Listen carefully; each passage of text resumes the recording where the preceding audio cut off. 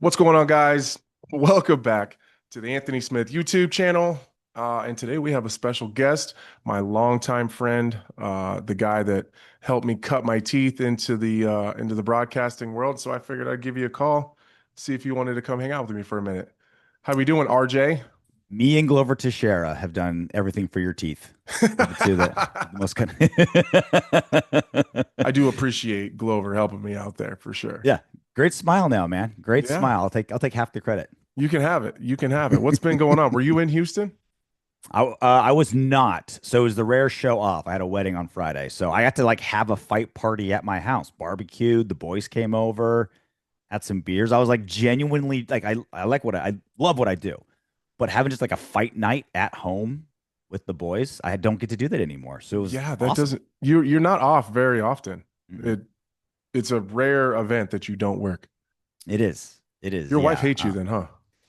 So I cut a deal with her. So last year, towards the end of the year, I worked 16 of 17 straight weekends to close out the year. But Wow. we had like 6 weeks off from Oh yeah. December to January. So I was like, if you can not divorce me, by mid-December, I think I can get it back for you with the Yeah, six we'll weeks make it. off. So yeah. So I'm like living off of that month and a half that we had off. Like, babe, remember when we had like a month and a half to do Right. whatever? It's like that's why we have that because I work the other days. So hopefully that'll get me through like June. Yeah, well great. Good. Let's talk about this main card. Obviously, I think we'll start at the bottom. I think Jacobe Smith uh skyrocketed his worth inside the UFC. It did seem, I mean, obviously the dude is built like a brick shithouse. I couldn't Yeah. believe how shredded he was when he took his shirt off. Like, God damn, when was the last time that guy had a carb? Uh, but I liked what I seen. I like he's a bit green in some areas. Like you can tell there's a lot of room for growth. I think that's Yeah. a better way of putting it. He's only gonna get better from here. I thought that the way the finish happened was odd. Like Yeah. he was kind of dead to rights taken down inside control Mhm. and just freak showed his way into a finish. What did you think there? Yeah, there's a lot to unpack from that fight. I think with we'll start with the finish and work our way backwards because Hmm. like Kerry Hatley is not a great ref, but he was thrown a huge curveball because I've rewatched that finish so many times. I can't tell if Josiah Harrell kind of got knocked out a little bit from the slam and then the punches kind of just finished were like just coffin nailed it, or if it was the punches themselves because Josiah Harrell was clearly out several punches before Kerry Hatley jumped in, and then there was two more by Jacoby after he made that contact. So like it's a very hard job MMA referee, but I even rewatching it 10 times, I don't know. So I want to give a little bit of leeway to the ref because it was such a weird situation. But yeah, clearly Jacoby, like I think that was also partly I said this on the Anakin Florian podcast. If Jacoby Smith like came on the show right now and he's just like, I had no idea. Like, I didn't really feel him touching me. I was just trying to get the finish. Like, he was kind of out and the ref didn't stop it. So I made sure it was done. Like, I believe him. If he also came to us quietly and said, like, yeah, fuck that guy. He's an asshole. I threw in two more just because I don't like him. I'd also believe that because it Right. was just such a murky gray area, that whole finish. Yeah, I don't necessarily know that Kerry Hadley had a good perspective of it from where he was Yeah. standing when it happened. Because if he's and I actually thinking about it back now, I don't remember where he was standing. So I guess I'm just hypothesizing here. But Try and give him an out. if he was behind him, it would be hard to see Mhm. if Josiah's actually moving or not. I was good with the finish. You know me, kill him. Like just go go as far as possible. But um I was good with the finish. I think I'm the first one to give referees a bunch of shit for the things that happen in the octagon. I've actually never had too many issues with Kerry Hadley. Yeah, I think well he's a Texas guy that immediately you're just like, okay, that commission's a problem. But That's true. I'm like, look, like I don't want to like if I've watched it a dozen times and still not exactly sure exactly when he was out. Imagine Kerry Hatley being in there in that split second. Like there was Right. clearly like everyone in the arena, every watching on TV was like, okay, Josiah Harrell's out, and Kerry Hatley's still letting a couple punches go before he jumps in. Well, they not didn't look good. like hard shots either. Not Yeah. any That's shot, why I any think shot maybe is the any shot that's why is I a think maybe hard the shot, slam. but they Yeah, that's why I didn't think look maybe like finishing blows that are going to start. Like if someone's already rocked and you start hitting him with those shots, yeah, it makes sense. But it was hard to tell if he was hurt or not. And so they didn't look like those were going to be fight finishing punches. yeah, and Jacoby's like kind of at an angle and like kind of doing one of these things. It's not like a rearing up where you Right. can really wreck someone's life. It was just kind of the arm punches from the side, but Either way, that's a huge prospect though. yeah, knocked off an undefeated fighter. And the thing with Jacoby Smith is like, and you've seen this a million times when wrestlers come into MMA, they're able to just lean on their wrestling, athleticism, um, just a really good blast double without much of a setup, and then good top game, and they can kind of like, as they grow the other elements of their game, they can lean on that. Jacoby Smith isn't really leaning on those things. Like he's clearly No. wrestling, he's clearly ground and pounding, but he's striking with guys, he's winning scrambles, he's getting submissions. So like his development as like not just a wrestler trying to learn MMA, like he's trying to MMA real early. And so like, yeah, man, his potential sky high, especially under Daniel Cormier's wing. Yeah, his ceiling is it's high for sure. All right, we're talking about progression and guys growing. How about Milky Casta versus Danny Ige? Any person, in my opinion, that gets a finish over Danny Ige, obviously it's never happened, I don't think, up One of until this one. point. But I mean, that's a big fucking deal in itself. But I've really enjoyed watching him progress. He's got such a fun style, and he doesn't really have any holes in his game. Like obviously he's a dynamic, kind of unpredictable striker. But he's got a really sneaky good jiu-jitsu game. And I don't remember who he was fighting, but I love watching that kid fight in the clinch. Like he's really dangerous there. He's really active off the fence. He's not one of these guys that kind of gets pushed because he does get bullied a little bit. I think with his length, he's just he doesn't have a bunch of like push pull type of power, it doesn't seem. So it Mhm. seems like he does get trapped on the fence a bunch, but he gets busy when he gets there. Yeah, he's like, so you see all the time fighters that really improve. You know, 6 fight win streak now. Like you see fighters improve, and oftentimes it's like, oh, this guy's wrestling was terrible, and then he finally shored up his wrestling, and now he's better. Or like he had cardio issues, now that's behind him. Like it's like a big tangible hole in their game, and they fill it up, and now they're better. With Costa, it's like he's just getting better at the gray areas of MMA. Like you said, like he's getting knockouts off the break. He's doing spinning back kicks in transition. He's like his jujitsu's always been good, but now it's like he's catching guys in scrambles. It's not like he like a really great kickboxing coach came in and fixed him. He's just genuinely getting better at all the little gray areas of MMA. So instead of getting like one big thing fixed, he's just getting better at 1,000 little things. And I think that's really the future of mixed martial arts, right? That's the move, It's yeah. the gray areas of MMA. And when I think that's where the I think the gray areas are usually typically when people shine. Like Mm, you see, like I think this gets missed a lot. I think Gaethje is really good in the gray areas. Of course, yeah. he's got big power and he's a maniac, and we all love everything about Justin Gaethje. But I think that he's good on the breaks. He's good in that gray area where people want to work their way into a clinch slowly and then start to work. He's always working right away as soon as that distance gets closed a little bit. Um, I've always thought that people miss that about Gaethje, and Trevor Whitman's talked about it a bunch, like trying to shore up the in betweens Yeah. and be dangerous there too. And I think that that's where Milky is really grown. I think you're 100% right. I don't think he had a hole in his game. I Mm. think he's just elevating the level of everything else. And I think you made a great point with the gray area stuff. If you're Dan Ige, where do you go from here? That's a tough. It was a tough one to watch. If I'm Yeah. being honest, because I just like Dan Ige so much. Well, I don't think this changes a whole lot for Dan Ige, honestly. Like I know, and now he's lost 4 or 5, but like his losses were like Diego Lopez, title contender, Lerone Murphy, undefeated, right? Pitbull still got it. So it's like whenever he stepped up into the really, really big leagues, he's often doesn't do that great. And when he fights guys that aren't, championship level, he normally wins. And that's kind of how he's always been. Always good for a fun fight. Right there, like kind of outside the top 10.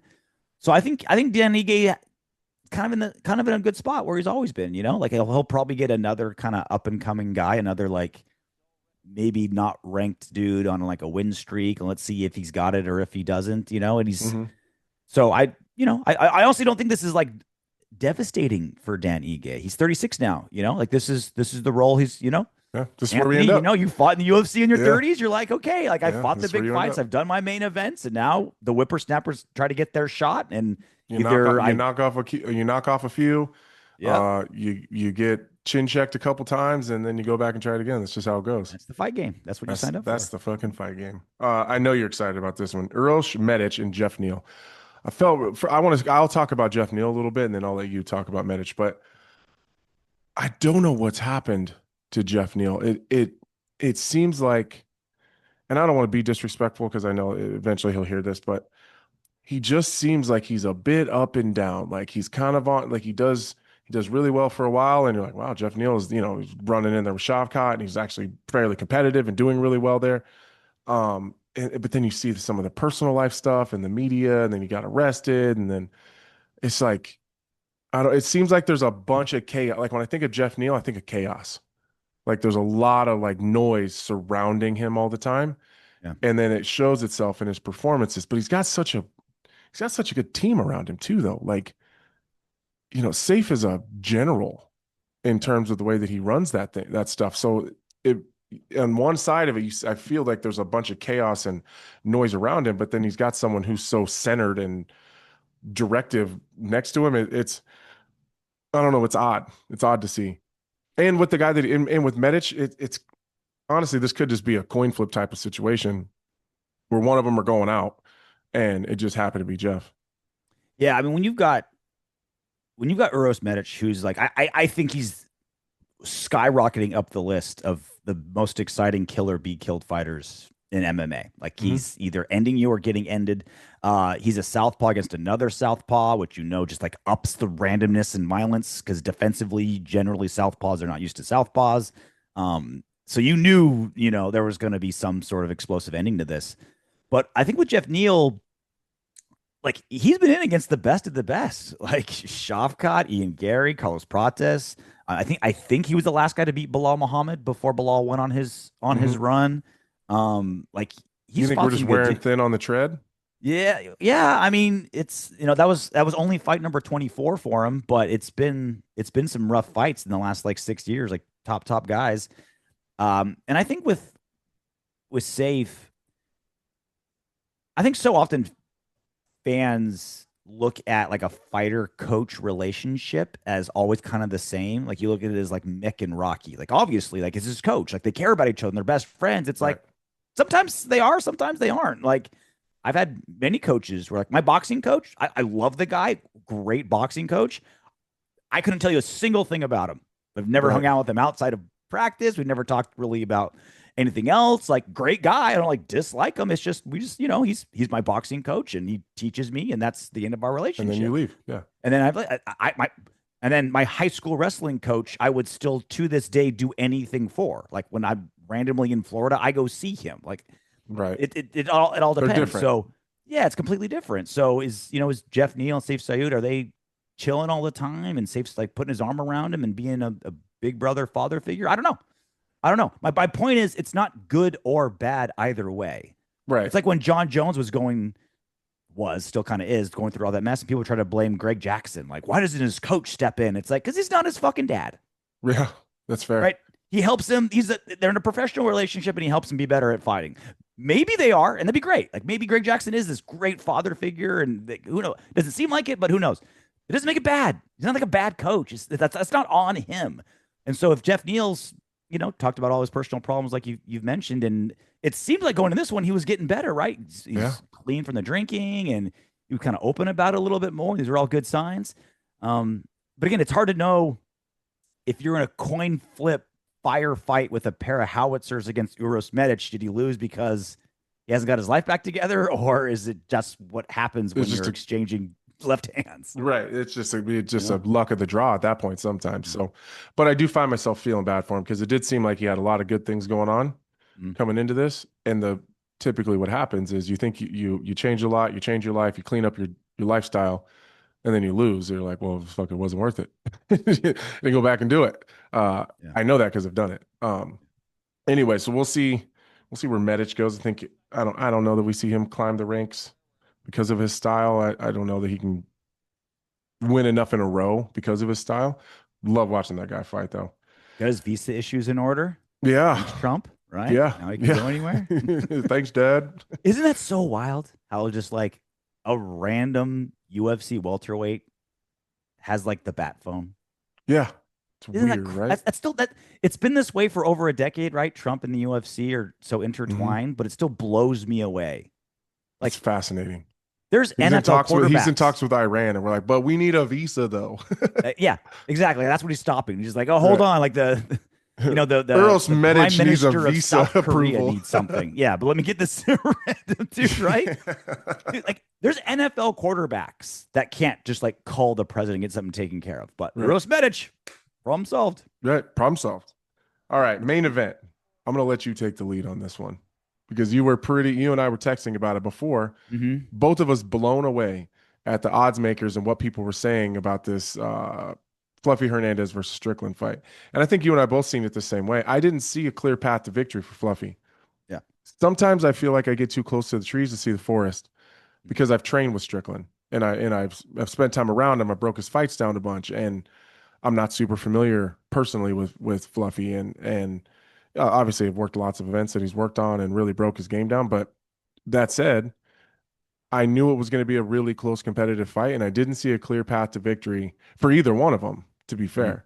Yeah. Um, but the Strickland slander he is a perfect example of how people feel about someone personally will always affect how they feel about his performances and what he's capable of.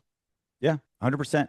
I think that's a part of it. I think recency bias is enormous. The last time we saw Sean Strickland, it was over a year ago, and Dricus, I think, was a 50-45.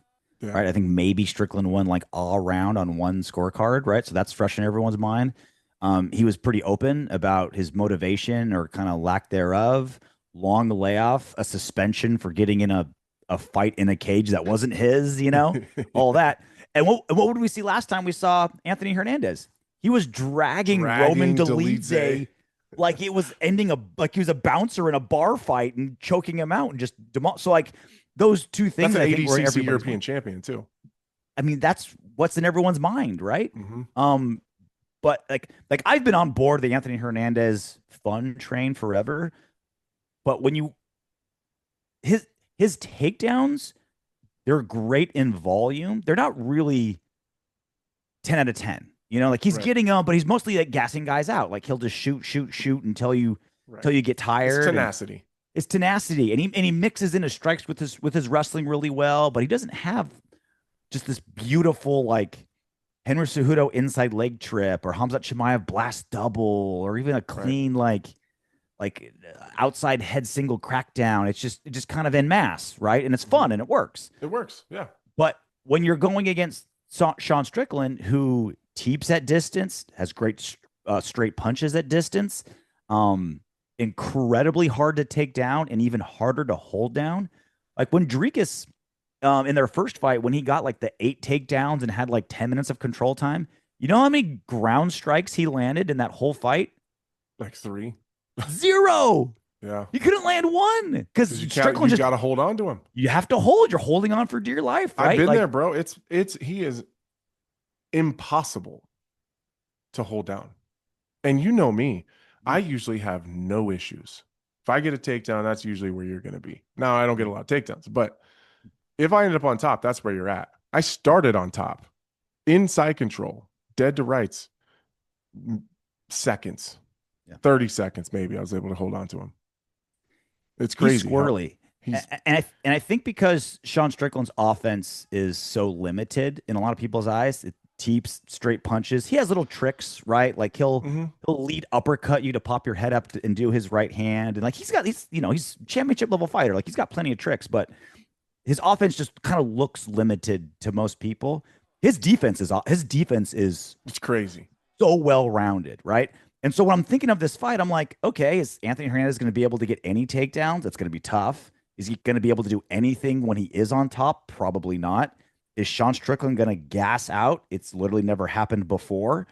So we're looking at an elongated kickboxing distance type fight, which Mhm. is what Sean Which Strickland does. which That's favors Sean Strickland. it's favors. That's the place where he wanted to go. So like when I saw it was Sean Strickland plus 235, I'm like, what am I? Am I missing something here? Like what am I Right. missing? I know. Like I what went am I back and not seeing rewatched him here? again. I'm like, I don't think I am. I thought the odds would have been flipped. Hmm. I thought it should have been Strickland minus 235, but every now and then Yeah. blind squirrel found his nut. Right? Yeah, it's crazy. What do you do with Strickland now, though? Is Well, he Fluffy? wants that title. That's easy. Fluffy's easy. Yeah, there's plenty of guys up there Mm. to get back on track and find himself right back in the same spot. He's good. He'll be right back. I'm not concerned with that at all. Yeah. Do you put Yeah, he'll Strickland in? be Do you he'll be in put fun Strickland in fights. a title shot? Well, you've got Nasser Dinamavov, right? Yeah. Who Is Strickland up has a there. win over Strickland has a win over a while ago. a long time ago, and he's a different fighter now. I do think that Imavov Yeah, he's much better now than he was then. yeah, he's got I don't know that the result would be any different now. If I'm being honest. really. I think that Sean just has such a difficult style for a guy like Imavov. Yeah. Like Oh, Nasruddin yeah. is so he has to land. Mhm. Like his game is built around cause and effect. So if you watch a lot of his fights, they're really close early, but he'll Yeah. start landing a couple really like some tricky shit, and people start to feel that, and they start to deal like I think his timing is awkward. So then people start to shell up a little bit, and they don't fire back as often, and then he gets rolling downhill. Okay. And I think that just works right into what Sean does because he also has an awkward ass timing. He's hard to hit, and there is no real cause and effect because it's very rare you hit that dude clean. And that's when like people were saying when I was getting shit for being like, I think Strickland should be the favorite. This makes no sense. They're saying like, well, he gassed out against Drius Duplessis. I'm like, no, he didn't. No, Strickland gets stronger as fights goes. Like that was what was so fun about Fluffy and Sean Strickland in my mind is Fluffy Hernandez is just like a third long. Like I'm just going. I'm just mm-hmm. punches, strikes, I'm just gonna be a wall of punches and takedowns at you, and I'm never gonna slow down, which is awesome. Whereas Sean Strickland's like not like saving it for later, but he's much more efficient with his movements. He throws and lands more strikes in fifth rounds than he does in first rounds. Like he gets Which is stronger unheard as the of. fight, which shouldn't be the case, right? No, Especially in fights he was against Drikas, he was getting his ass kicked, and he was still stronger in the fifth than in the first. Like that's bonkers, right? Yeah, it's insane. And so that's why like that was such a fun like cardio element for me. I think you're right. Like Nasser Damavov, I think he's kind of got a little bit of Drikas where he looks more tired than he is, Yeah, but he's still kind of getting tired. yeah. And you put Sean Strickland in the fifth round with any top 5, top 10 middleweight, and I think there's a round. chance he can pull this off. Yeah, Yeah, he wins sure. that round for sure. All right, before I let you get out of here, we got to talk about this Ronda Rousey, Gina Carano thing. And I've waited to say anything about it because I've been trying to tiptoe around it a bit because I find myself wanting to be like an asshole. But I like Gina Carano so much. So I've backed off of a little bit. But then Ronda has come out and said some ridiculous shit. Yeah. Like kind of talking about this Netflix versus Paramount thing. Well, let's see who sells more or whatever, and talking about how the UFC's in of making financially responsible fights and not the best fights. In the same sentence is trying to pretend that like this is the best women's fight that could be made right now. Like I get it, it's popular. They both deserve the love. They both deserve whatever paycheck they're getting. They both deserve for people to tune in and watch it. But are we tuning in because we want to watch a high level mixed martial arts fight with two of the best females possible? No, that's not what we're doing here. This is a freak show, and I'm fine with it. I'm here for it. I'll pay for it. I don't think you have to. I don't think you have to pay for it, but I would Netflix, if I was required to. But I feel let's not be delusional about what we're doing. It's a 42-year-old versus a 39-year-old with a combined 27-year layoff. Like, what do you think? What do you think we're gonna see? Like, it's not the best fights, and I think that's my argument. We're not tuning in because this is high level mixed martial arts. We're tuning in because they're kind of superstars in their own right, and we want to see what happens, which I'm down for. It's celebrity boxing, but with two actually used to be good fighters. Right. Right. That's a great way of putting it. And I think like look, there's so the Ronda versus UFC thing is so intriguing with so many layers. It's like, well, yeah, Netflix has 300 million subscribers. Paramount Plus is like 80. Like if you don't beat out the UFC that weekend, like that's pretty damn Embarrassing. embarrassing. Yeah, Like it's embarrassing. You you should be able really, to really should. accidentally beat them out. Yeah, like the UFC does a fight every weekend. Like, and this is the novelty tentpole thing that Netflix says the type of business they want to be in, right? But this idea that's like, well, the UFC could have put this on, and be like, why? Why would they? Why would they want to put this on? The UFC business model is to get you to watch a fight on Saturday, love it so much that you're going to tune in next week and next week, and then you're going to buy tickets to the event, and then you're going to buy Venom fight gear, and then you're going to buy a UFC hot dog brander, and you Right. be a UFC You're going to fan. find a contender series guy that you like, and you're going to follow him Yeah, through his career, and hopefully he finds his way into a title fight, and he's going to and give you a journey to follow. yeah, and you're never going to cancel your Paramount Plus subscription. You go, you like that's the UFC business model, right? What Netflix wants to do is just do something huge a couple times a year to make you subscribe to Netflix. Right. That's their job. Just something that makes you pay whatever, 18 bucks, whatever it is now. And maybe like I don't watch a lot of shows, but I just have to see this big wild thing, and it's only 18 bucks a month, and maybe I'll still like that's the business model. Right. Ronda Rousey versus Gina Carano is going to suck. It's The not going to fight be enjoyable. The fight is going to suck. The fight is going to suck. But I'll watch because there's some nostalgia there. Yeah, think Jake Paul, Mike Tyson. Think Luke, Logan Paul, Floyd Mayweather. Like you're not gonna like what you're watching. You're just in it for the ride and be a part of the spectacle. You're not gonna walk away after watching Gina versus Ronda and think I cannot wait to see these two fighters fight again. I have to. That's not gonna happen. Right. But that's not the point. That's not the goal. That's not the point. No, but that's what they're trying to do. And I think that's where my problem is. Like, don't bullshit us, Ronda. Don't bullshit us. We know what we're watching. And Gina seems to be very honest and real about what we're doing here. Like, yeah, I'm gonna dip out. I'm gonna get a fat bag and do something cool. And I'm down with that. I'm totally in for that. Anyways. I just how about Ronda being like, yeah, I'm doing this for Gina because I think she like needs the money. It's like you could not care less about any female MMA. The second you retired, you left everything in your you left like a fart in the wind. Mm-hmm. Like when Ronda Rousey got knocked out by Amanda Nunes, after that, she could have just sent one tweet the next time Amanda fought, or just one comment. Like it could have been. If you really cared about women's mixed martial arts, you could have burned 4 calories and made a giant impact, right? When MMA fans still cared what you said. Mm-hmm. But instead, and yes, you clearly raised women's MMA's profile and grew the sport. No one's denying that, but that was all for you, right? Don't bullshit. That's a byproduct of what she was doing for herself. Yes, exactly. I'm this giant rocket ship that's taking off into the stratosphere, and if a couple girls latch on, then so what? Doesn't affect me. But don't bullshit me that you're this women's MMA savior that's gonna stretch. Right. This is for you, which is fine. Right.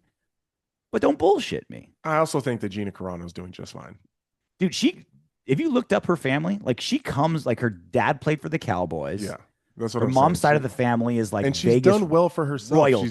She's done some stuff politically that I think has helped her a bunch. Mm-hmm. Some companies that she's tied to. She's done a couple movies and had to have made decent money. I think she's just fine. Somehow getting hotter the older she gets. It's wild, right? It's wild. This is really just me pumping up Gina Carano because I love her. But all right, dude. Well, I think I'm going to get you out of here. You got things to do. You got to go train for Chase. Is that what you're doing right now? Is that what we're going to go do? I got to get ready. How did this come together? You and Bear. I've always loved. We talked about this back in the Sirius XM days. I always thought when bare knuckle boxing first came up, I'm like, that's cool, but bare knuckle MMA is so much better because now you can grapple with bare hands, right? You start to get those chokes and people grabbing the gloves and pulling them. There's no more of that. Yeah, it's just it adds a whole new fun dimension. What do you Okay, so I was in a bar in Salt Lake City. I was in a club, like a rooftop club with Masvidal. And it just happened. I went there with some other friends and he was there and he was like, hey, come over here and hang out with us. Mm-hmm. And he was telling me about this bare knuckle MMA thing. This was probably 3 or 4 years ago. It was one of the first Salt Lake City events we did. And he was telling me about this bare knuckle MMA, this Game Bred FC show that he was working on. And I was coming to the end of my UFC deal before I fought Magomed Ankalaev. and the negotiations weren't going. And I think you and I talked about this privately, but they weren't going well. So I was going to fight my deal out and just see what the open market looked like and go from there. Well, Masvidal said, "Hey, listen, bro, I think this really fits your style." Um, him and I, like, we're kind of cut from the same cloth a little bit, kind of in our upbringing and where we came from, in terms of like our MMA journeys. And he was like, if you ever end up available, let me know.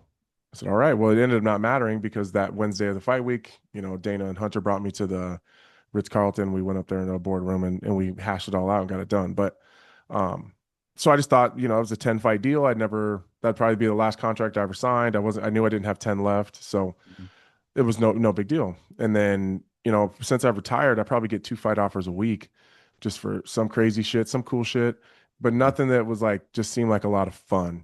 I just nothing that really just struck because I don't need to fight. Like I miss it. I've been doing a lot of work. I've been training a bunch, but just I've been working out a lot, like just normal working out and just getting my body healthy. I've had some surgeries and I just feel really good. Mhm. And then, Masvidal's team reached out and said, "Hey, we hear Anthony's been turning everything down, but we think we got something cool for him." And of course, it was already so I liked the idea of it Yeah. way a long time ago. So it sounded fun. Of course, everything financially has to make sense. Um, I'm not doing anything for free, but Sure. so once we got through that part of it, it's kind of a no-brainer. And then they came to me with Chase Sermon. It's a heavyweight tournament, and we'll see what happens. But I like Is it? Chase. I think Chase is a good Yeah. dude, so it's cool to go in there and just fight someone that I actually like. Like I got no beef with him. I think he's a good dude. He's been in this bare knuckle world a little bit already. Mhm. Um, I like that it's at heavyweight. I don't have to cut any weight. Mhm. Um, I'm walking at like, there for a while. I was over 250 for a while. So Nice. now that I'm like getting in shape, I'm like kind of floating around the high 240s or mid 240s. Is it a one night tournament or No, is it a no, okay? it's throughout the year. Okay. So yeah, we're gonna see, bro. Sweet. I don't really feel like I'm coming out of retirement though, because I had the opportunity to go back to the UFC and I decided not to. I just Mhm. I don't really want to fight like that. Like I want to do some fun shit, and it feels like this is like I don't feel like I'm ending my retirement. I'm doing something different because Mhm. this feels totally different than anything I've done before. So yeah, I don't really feel like I'm coming out of retirement. I'm just trying something new, and we'll see how it goes. And I appreciate Masvidal and his entire team for thinking of me. And then it's been a really cool process. They've been really easy to work with. It's been a smooth process so far. Only you, Anthony, would say like, yeah, I'm still retired because all I'm doing is this heavyweight bare knuckle MMA cage fighting tournament, which Yeah, you know it is. I'm but still it's basically retired. yeah, but it's way less stressful than like jumping right into the deep end in like in a UFC roster. It's different. It's not any That's the easier. Like yeah. the fight. Well, I'm not saying the fight's going to be easy, but it's way less stressful. It's a lot less stress. I just go in, I bust my ass, I go in, fight, and see what happens. I think that's the best example for people who are like, all right, is the UFC like what makes it different? Like, why is it the major leagues? Why can't someone else come in? Because like, ask anybody who fought in the UFC, and if they do anything out of it, they're like, pressure's off. There's no This is stress. for fun. Like, this is Like easy. Like, I've this is nothing. literally had the option to go back and fight as a heavyweight in the UFC, and I don't want the stress. I don't want the pressure. I don't want the they're thinking about going back and just jumping back on the roster and just getting back into it like normal makes my stomach hurt. Like I just don't have It's the that in me grind. anymore. I don't have that grind in me. It's not like I'm training less hard for this fight than I did for my last one, or that it's going to be an easier situation because there's new things. There's bare knuckle. He's a heavyweight. He moves really well for his size. He's pretty athletic. He's not afraid of a firefight at all. So Mhm. there's just as much danger in this one as there as the other ones, but just the grind and stress of just everything that happens going into a UFC level fight, especially at, once you're in the top 10, it's fucking stressful. And I What just don't is have it? any want to do that anymore. What is it about the UFC that is I'd so have made much? fucking double the money going back and fighting in the UFC. Really? I just don't want the pressure. What is it about the UFC that's so different? That's Just such a grind and so pressure I filled. don't know. The eyeballs? It's the vision for sure. It's Mhm. the consequences of a win and a loss. It's the weight of it. The fans don't help for sure. Mhm. The fans are fickle and they'll destroy you. So there's a bunch of things, but it's goddamn stressful. That's for sure. And I just don't want that anymore. So I'm finding something that's fun. It just wasn't fun anymore. I wonder if it just feels like you're in the meat grinder when you're in the UFC. You are. Like you're You just are. kind of always on, And even when it, yeah, you're always because you're always looking at the next one, Yeah.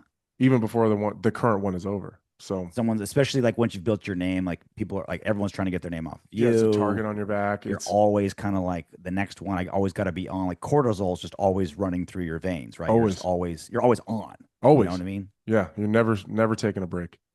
All right, dude. All You right. get the hell out of here. Let's do this Okay. again soon. My phone ain't broke, bro. Hell yeah. I You I, going I to would say Mexico? I would say yeah. I leave Let's tomorrow or okay. Thursday. Let's talk about it over drinks on Friday. Perfect. Margaritas. All right. Let's do Thank it. you so much, man, for taking some time. Make sure you guys like, subscribe, share it with your friends, and I will see you guys next time.